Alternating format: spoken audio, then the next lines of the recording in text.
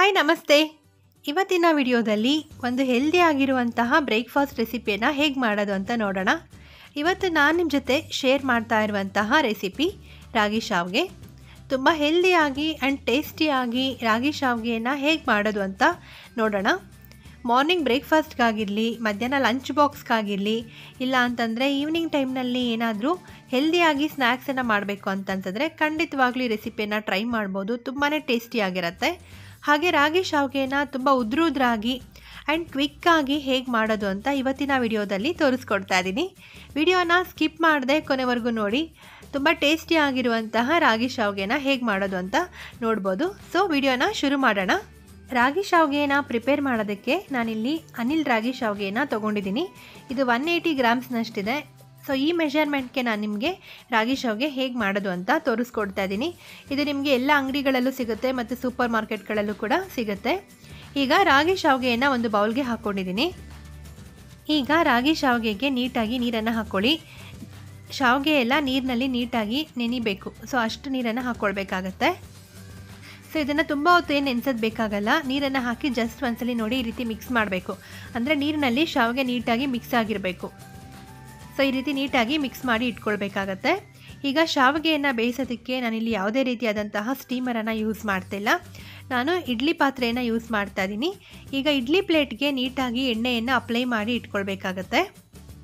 ನೋಡಿ ಈ ರೀತಿ ಎಣ್ಣೆಯನ್ನು ಅಪ್ಲೈ ಮಾಡಿದ್ದಾದಮೇಲೆ ಈಗ ನೆನೆಸ್ಕೊಂಡಿರೋಂತಹ ರಾಗಿ ಶಾವಿಗೆನ ಈ ರೀತಿ ಇಡ್ಲಿ ಪ್ಲೇಟ್ಸ್ಗಳಿಗೆ ಹಾಕ್ಕೊಳ್ಬೇಕಾಗತ್ತೆ. ನಾನು ತೊಗೊಂಡಿರುವಂತಹ ಕ್ವಾಂಟಿಟಿಗೆ ನನಗಿಲ್ಲಿ 1 ಪ್ಲೇಟ್ ಸಾಕಾಗಿದೆ. ಈಗ ಪಾತ್ರೆಯಲ್ಲಿ ನೀರನ್ನು ಬಿಸಿ ಇಟ್ಟಿದ್ದೀನಿ. ಈಗ ಪ್ಲೇಟನ್ನು ಇಡ್ಲಿ ಪಾತ್ರೆಯಲ್ಲಿಟ್ಟು ಕ್ಯಾಪನ್ನು ಕ್ಲೋಸ್ ಮಾಡಿ 10 ಮಿನಿಟ್ಸ್ ಇದನ್ನು ಬೇಯೋದಕ್ಕೆ ಬಿಡೋಣ. ಸೊ ನೋಡಿ ಈಗ 10 ಮಿನಿಟ್ಸ್ ಆಗಿದೆ. ಓಪನ್ ಮಾಡಿ ನೋಡೋಣ ಹೇಗೆ ಬೆಂದಿದೆ ಅಂತ ಚೆಕ್ ಮಾಡೋಣ. ನೋಡಿ ಶಾವಿಗೆ ಕೂಡ ಚೆನ್ನಾಗಿ ಬೆಂದಿದೆ. ಇನ್ ಕೇಸ್ ನೀವು ಮುಟ್ಟು ನೋಡಿದಾಗ ಬೆಂದಿಲ್ಲ ಅಂತ ಅನ್ಸಿದ್ರೆ ಮತ್ತೆ ಕ್ಯಾಪನ್ನು ಕ್ಲೋಸ್ ಮಾಡಿ ಬೇಯಿಸ್ಕೊಳ್ಬೇಕಾಗತ್ತೆ. ಸೊ ಬೆಂದಿರೋಂತಹ ರಾಗಿ ಶಾವಿಗೆನ ಕೆಳಗಡೆ ತೆಗೆದುಕೊಳ್ಳೋಣ. ಸೊ ನೋಡಿದ್ರಲ್ಲ ಎಷ್ಟು ಉದ್ರಾಗಿ ಬಂದಿದೆ ಅಂತ. ಸೊ ನೀವು ಈ ಟಿಪ್ಪನ್ನು ಫಾಲೋ ಮಾಡಿ ರಾಗಿ ಶಾವಿಗೆಯನ್ನು ಬೇಯಿಸ್ಕೊಂಡ್ರೆ ಖಂಡಿತವಾಗ್ಲೂ ಇಷ್ಟೇ ಉದ್ರಾಗಿ ಬರುತ್ತೆ. ಈಗ ಒಂದು ಬಾಣಲಿನಲ್ಲಿ 4 ಟೇಬಲ್ ಸ್ಪೂನ್ ಆಗುವಷ್ಟು ಆಯಿಲ್ ಹಾಕ್ಕೊಳ್ಳಿ. ಆಯಿಲ್ ಚೆನ್ನಾಗಿ ಬಿಸಿಯಾಗಿದ್ದಾದಮೇಲೆ 1 ಟೀ ಸ್ಪೂನ್ನಷ್ಟು ಸಾಸಿವೆ, ಅರ್ಧ ಟೀ ಸ್ಪೂನ್ನಷ್ಟು ಜೀರಿಗೆ, 2 ಟೇಬಲ್ ಸ್ಪೂನ್ನಷ್ಟು ಕಡಲೆಬೇಳೆ ಹಾಕ್ಕೊಳ್ಳಿ.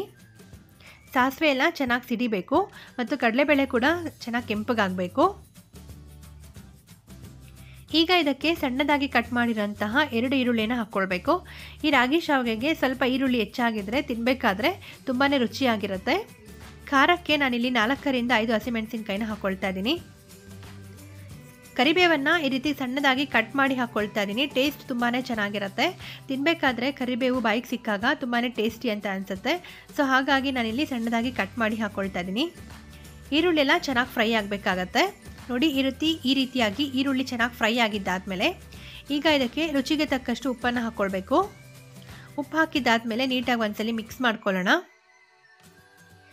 ಈಗ ಇದಕ್ಕೆ ನಾವು ಬೇಯಿಸ್ಕೊಂಡಿರುವಂತಹ ರಾಗಿ ಶಾವಿಗೆನ ಹಾಕ್ಕೊಳ್ಬೇಕಾಗತ್ತೆ.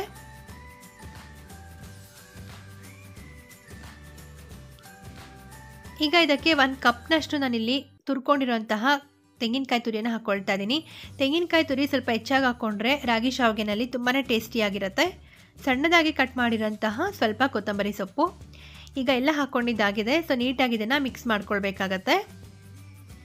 ನೋಡಿ ಈ ರೀತಿ ಚೆನ್ನಾಗಿ ಒಂದು 5 ಮಿನಿಟ್ಸ್ ಇದನ್ನು ನೀಟಾಗಿ ಮಿಕ್ಸ್ ಮಾಡಿ ಬಿಸಿ ಮಾಡ್ಕೊಳ್ಬೇಕು. ಶಾವಿಗೆಗೆ ಉಪ್ಪು ಖಾರ ಎಲ್ಲ ಚೆನ್ನಾಗಿ ಹಿಡಿಬೇಕು. ಸೊ ನೋಡಿದ್ರಲ್ಲ ಎಷ್ಟು ಉದ್ರಾಗಿ ಬಂದಿದೆ ಅಂತ. ಸೊ ಪರ್ಫೆಕ್ಟಾಗಿ ಆಗಿದೆ. ಈಗ ಇದನ್ನು ಸರ್ವ್ ಮಾಡ್ಕೊಳ್ಳೋಣ. ಸೊ ನೋಡಿದ್ರಲ್ಲ ವೀಕ್ಷಕರೇ, ಎಷ್ಟು ಸುಲಭವಾಗಿ, ಎಷ್ಟು ಟೇಸ್ಟಿಯಾಗಿ ಆ್ಯಂಡ್ ಹೆಲ್ದಿಯಾಗಿ, ತುಂಬ ಉದ್ರಾಗಿ, ತುಂಬ ಕ್ವಿಕ್ಕಾಗಿ ಮಾಡುವಂತಹ ರೆಸಿಪಿ ಇದು.